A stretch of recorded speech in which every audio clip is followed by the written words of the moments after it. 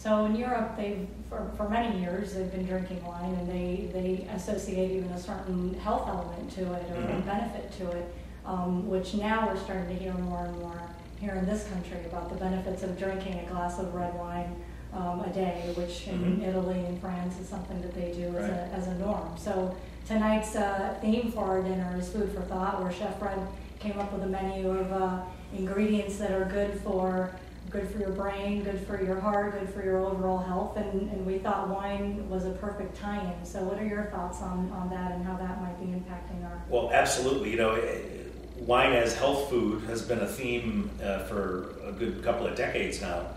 And I think it was sort of understood by old world cultures that wine was good for you in moderation.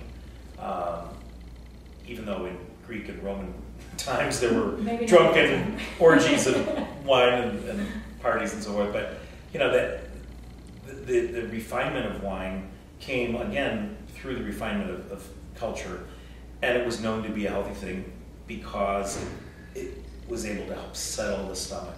It put the mind at ease. It provides social lubrication without completely, crushing your brain. And it allows laughter, which is one of the healthiest things you can do. And at the same time, there are elements of wine that do contribute what are known to be healthful elements, whether it's resveratrol, compounded red wine, or just the various antioxidants that occur in wines. They are thought to be, probably a better thing to drink than a lot of soft drinks you could have, or a lot of, much more high alcohol beverages that you could have. And while we're prohibited in the alcohol business from ever making health claims, there has been a lot of journalism and medical studies over the last couple of decades.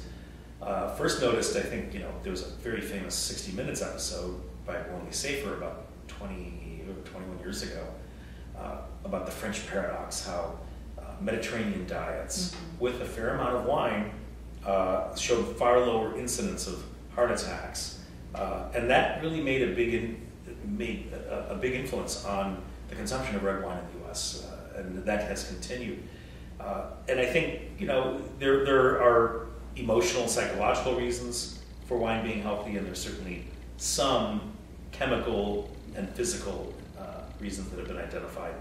I don't think anybody's come up with anything so complex as a formula to say, drink 2 ounces of Merlot with 4 ounces of perfectly, boiled quinoa or something like that. But wouldn't be surprised if somebody could do that. Yeah. And I think we're aware of health. We're aware of so many elements. It almost gets a little silly how many foodstuffs say, oat bran. Remember the oat bran craziness, or green tea antioxidants. And with wine, it's just sort of understood that in moderation, it's a wise beverage.